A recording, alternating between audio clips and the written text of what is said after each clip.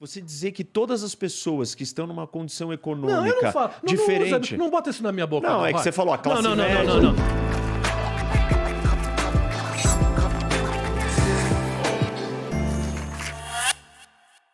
Eu acho que o segundo turno que está se encaminhando é uma tragédia para o Brasil. Porque assim, eu particularmente não gostaria de tentar nem o Lula e nem o Bolsonaro de novo.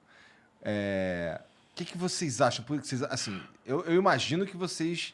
Que o Rock, pelo que ele falou aqui agora, que eu já imagino que ele não acha que o Bolsonaro e nem o Lula são opções interessantes para comandar o Brasil. Mas o que você acha do Lula especificamente? Porque eu já sei o que você pensa sobre o Bolsonaro. Eu acho o seguinte, eu cobri várias viagens internacionais do Fernando Henrique, e o Fernando Henrique até foi próximo do meu pai lá atrás, do Lula e da Dilma. Mais do Lula, porque foi o tempo que eu estava mais lá fora. Então eu conheci muito o Lula lá fora. E eu conheci ele lá. Eu não conheci ele no Brasil, nunca tive com ele. E os brasileiros não têm noção da popularidade do Lula fora do Brasil. Não tem noção. O Lula, quando ele apareceu, internacionalmente nas viagens em 2003, até foi a primeira vez que eu fui com a Síria, foi numa viagem do Lula. Ele apareceu num momento em que ele era, para o mundo, uma figura meio Mandela. Deixa eu explicar o que é. O Mandela foi uma figura no mundo político internacional da história, talvez mais próximo do que você poderia chamar de um santo. O cara fica 27 anos preso sobre um regime absurdo de racismo, que era o apartheid da África do Sul. Mas o Lula não tinha sido preso ainda. Peraí. E aí, quando ele sai, ele perdoa, né, dá a outra face para o adversário dele para fazer andar para frente o país dele, a África do Sul. Teve erros o Mandela, sim, na medida que ele pegou a parte política e esqueceu da parte econômica. Hoje você vai para a África do Sul, o dinheiro continua na mão dos brancos. Mas, enfim. Mas era uma figura super respeitada. No mundo, o Mandela era. Eu tive com o Mandela quando a Cidade do Cabo foi candidata a ser cidade olímpica e não conseguiu. O Lula, no momento em que ele apareceu no cenário internacional e que ele falava de fome e ele falava de pobreza, ele era uma coisa muito nova. Porque, de fato, ele sabia o que era fome e sabia o que era pobreza. Então, eu vi o G8 de Evian, por exemplo, acabar aquela foto de família, que todos os líderes tiram foto. Ele estava como convidado, obviamente, o Brasil não estava entre os 8. E o Chirac e o Bush irem para cima do Lula, para conversar com o Lula. E chegava o Sérgio lá, que era o tradutor dele, porque o Lula não falava inglês. E o Lula, realmente, naquele primeiro momento, tinha um discurso que ele chamava de Sul-Sul, que era o Celso Amorim também, o Itamaraty brasileiro, que tem gente muito competente no Itamaraty, que chegavam com o dever de casa nessas viagens que eu via. Começava às 8 da manhã, acabava às 11 da noite. Era uma coisa atrás da outra. As viagens do Fernando Henrique tinham duas coisas. Um encontro com o primeiro-ministro e uma visita não sei aonde. Uma do Lula era muito trabalho. E tinha um cara que era sensacional. O Lula já é eleito. O Lula eleito. O Lula é presidente. Tá. Um cara que era sensacional, que era o Luiz Fernando... O cara da Sadia, esqueci o sobrenome dele. Que era o ministro do Comércio brasileiro. Que era um cara que tinha sido CEO da Sadia. Fugiu o nome dele. O cara era brilhante. E o Itamaraty era brilhante, porque ele chegava no teu país e dizia e sabia tudo que você comprava, tudo que você vendia e tudo que o Brasil podia oferecer para comprar e para vender. O comércio exterior brasileiro mais do que dobrou no primeiro mandato do Lula. Isso é fato. Então, eu vi o Lula lá fora com todas as qualidades culturais que nós temos como brasileiros, que é a capacidade de conversar, de sorrir, de brincar, de botar a mão, dar aquele abraço, não sei o quê, que é uma coisa que faz com que seja muito fácil ser brasileiro, né? No sentido de a gente conversa com qualquer um, né? A gente está na fila do banco. Recebido no mundo. Não, e não só no mundo, entre a gente tem uma capacidade de conversar que não é comum lá fora. Muito brasileiro que sai do Brasil, vai morar lá fora, achando que o Brasil é uma merda, se sente muito mal morando lá fora, porque a vida lá é árida, é seca. O estrangeiro não se aproxima de você do jeito que a gente consegue se aproximar. Então, o segundo mandato do Lula, quer dizer, quando de fato ele começou a ter resultados em relação à pobreza, que foi quando o Brasil passou a ver pobre ir a shopping center, pobre ir a aeroporto, quando você começou a ter uma classe média que ficou irritada de ver o pobre chegar onde ela estava. E foi quando começou a ninguém falar, mas o aeroporto parece rodoviária? Lembra desse tipo de frase que existia? Isso foi o governo do PT, sim.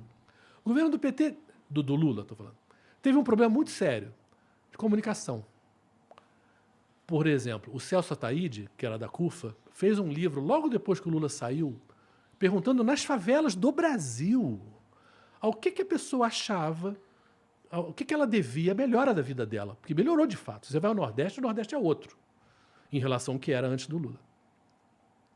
E é engraçado que muita gente de classe média depois falou, pô, achei um absurdo quando a Dilma teve 70% dos votos no Nordeste.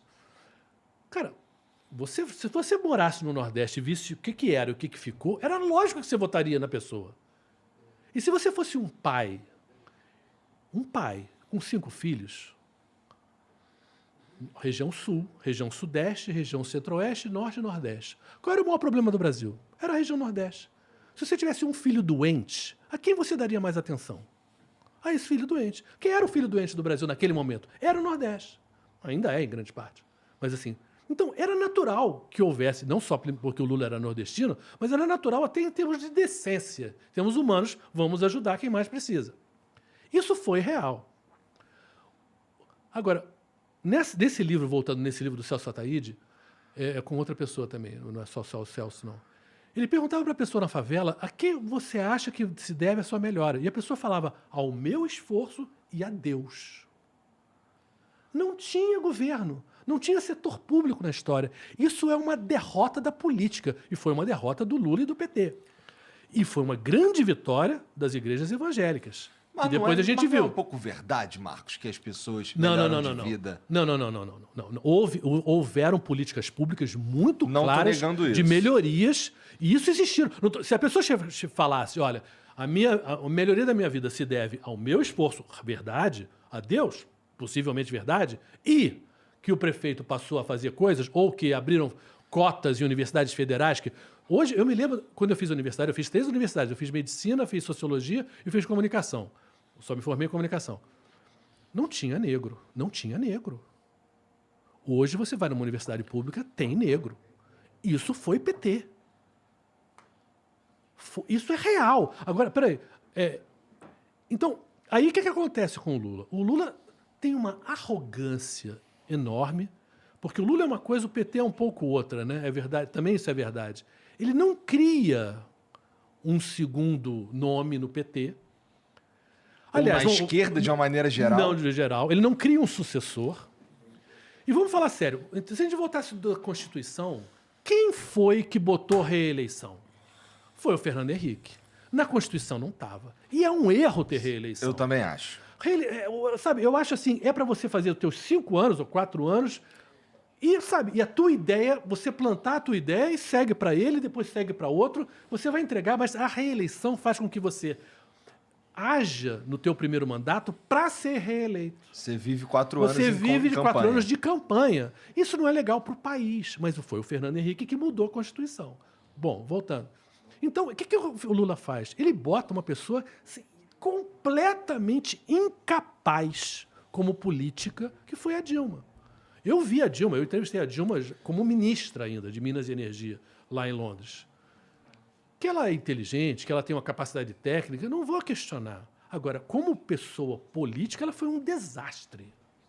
Porque ela era incapaz de fazer o que a política demanda, que é conversar com o diferente, conversar com o outro e falar, pô, gente, eu não aceito isso aqui, mas vamos nisso aqui, eu aceito. Isso. Então, o governo dela foi um desastre, eu acho que foi um desastre. E aí a gente tem, na reeleição dela, o momento onde a coisa vira. Por quê? A primeira vez que a direita questiona a democracia é com o Aécio. O Aécio é o primeiro a dizer que não sei se essa eleição os resultados foram limpos, não. E a gente já tinha urna eletrônica, que, aliás, vamos falar, não sei como é que o mundo não copia o Brasil. A urna eletrônica é brilhante. Em 2 horas a gente tem o resultado de todo mundo. Não tem nada de hackear, não tem nada. É muito bem feita tecnologicamente. Não há dúvida nenhuma que é um troço de primeiríssimo mundo a urna eletrônica. Então, ali a gente já tem uma deterioração da conversa política, onde a direita já vai para uma coisa que não é muito democrática, que é o questionamento de resultados na urna. Eu acho que naquele momento, para o Brasil, teria sido interessante o Aécio ganhar. Não estou falando pelo Aécio, não. Estou falando só pelo seguinte. Eu acho que para nenhum país é saudável que um partido fique sempre no poder. Concordo plenamente com você. Não é só para a democracia isso não é bom. Eu concordo plenamente, mas eu quero falar de uma coisa que você falou e ela me soa problemática porque ela não condiz com essa... Enfim, com o que você demonstra acreditar que é essa ideia de que a gente tem que, na democracia, aceitar o diferente. E Marcos, quando você fala assim, a classe média não quer que a classe baixa tenha acesso a algumas coisas. Assim, primeiro que chamar a classe média inteira é um negócio assim, extremamente excludente. Preconceituoso e problemático. Porque, assim, eu não conheço pessoas... Talvez eu conheça. Eu estou falando o seguinte, houve um momento então, você queria que elas não querem? Eu torço, eu luto. Aliás, eu estou na política para lutar para que todo mundo tenha acesso a tudo. Então, é que eu acho que esses chavões ideológicos do PT, eles são problemáticos. Essa era uma narrativa do Lula. Não. Ele repetia essa frase. A classe média não quer a Marilena Chauí, ou não sei quem. Era uma repetição massiva. A classe média não quer que o pobre tenha acesso às coisas. Eu não sei quem é. E quem acha isso é extremamente problemático. Eu vou te dar um exemplo bem interessante assim, de coisas engraçadas. Assim. Durante a confusão ali eu era repórter da TV Globo. E a TV Globo é vista como mal em grande parte para grande parte da esquerda e agora vista pela como direita. Mal pela direita do Bolsonaro agora. Mas o PT acha a Globo o terror.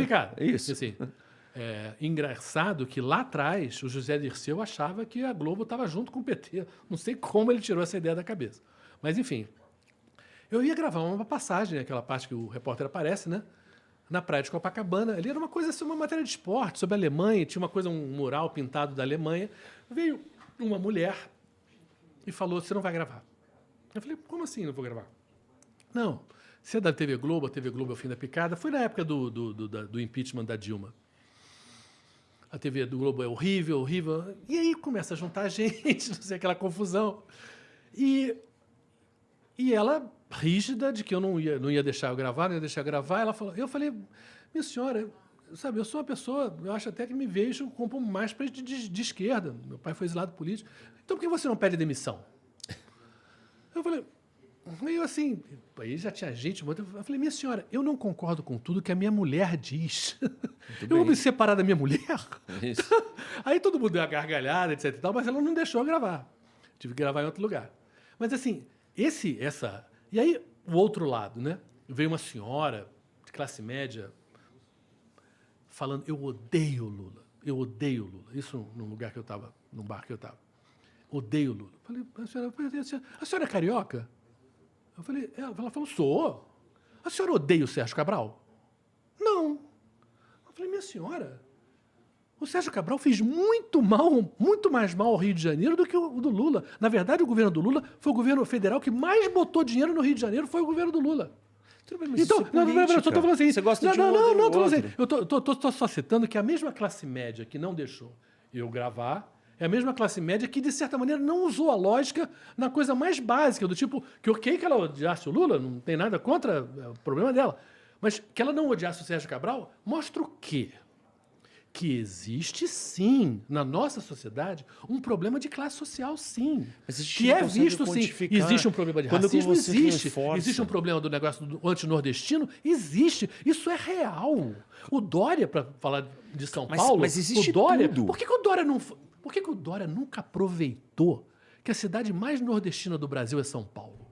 Não, mas... Assim... Sabe? E nunca aproveitou isso politicamente. Sabe? E não foi... Ele poderia ter sido um cara super popular pelas ações dele em São Paulo, falando, olha, o teu primo que está lá no Piauí, que está na Paraíba, que está no Pernambuco, sabe? Olha só, aqui em São Paulo a gente trata bem.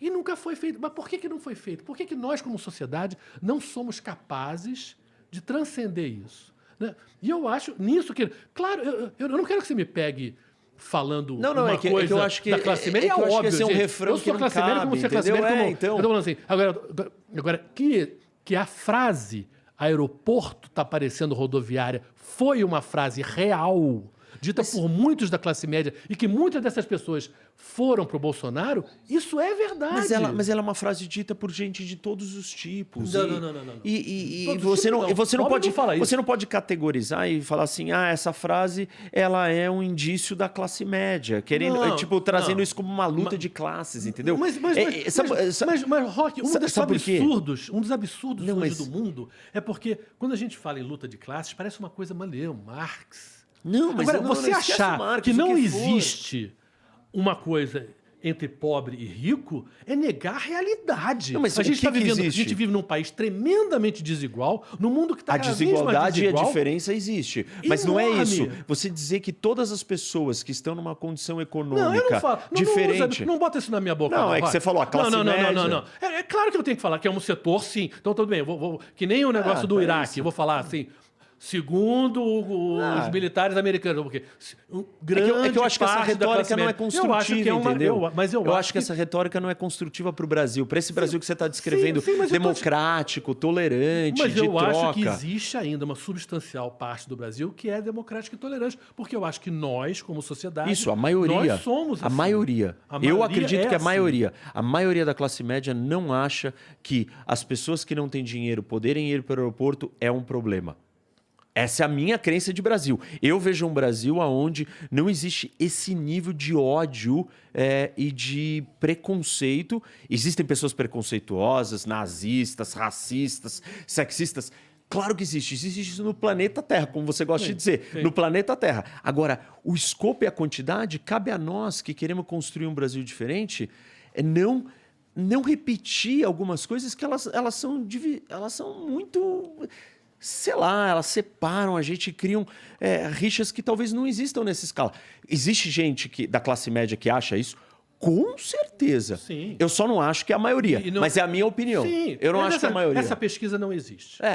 Essa pesquisa não existe. O que existe é o seguinte, infelizmente as mídias sociais deram mais voz para pessoas que são mais radicais.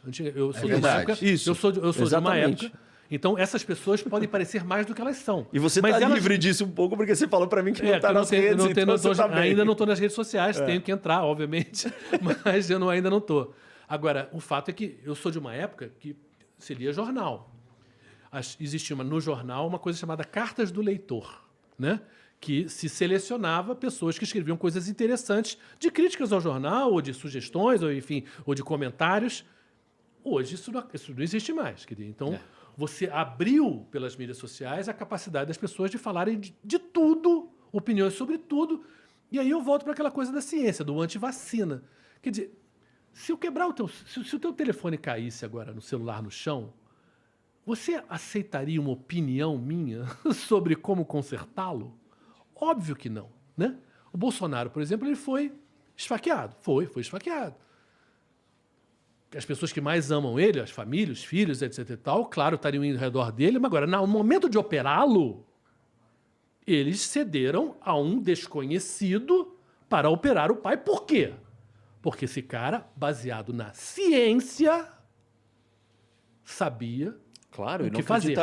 Não acreditar nisso é uma então, aberração. Essa coisa antivacina é uma loucura, no sentido de que como é que a pessoa pode achar que você não estudou medicina, não fez epidemiologia, não fez nada, e você é capaz de dar um voto e vira o capitão cloroquina e falar da cloroquina. Gente, sabe, é um absurdo, mas infelizmente a gente tem isso como uma coisa muito forte no Brasil hoje, que é todo mundo achar que tem direito a uma opinião, porque isso é liberdade de expressão. Mas, gente, se você entrar no avião, você não comenta para o piloto, acho que você devia fazer aquilo, acho que você devia... Não, é o piloto que entende daquele negócio.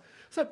Então, infelizmente, parte do ataque à mídia, parte do ataque à ciência, é um pouco o ataque a uma coisa do bom senso mais Então, mas sabe qual que é a coisa? Eu concordo com você, só que eu não acho que isso é um problema de direita e esquerda.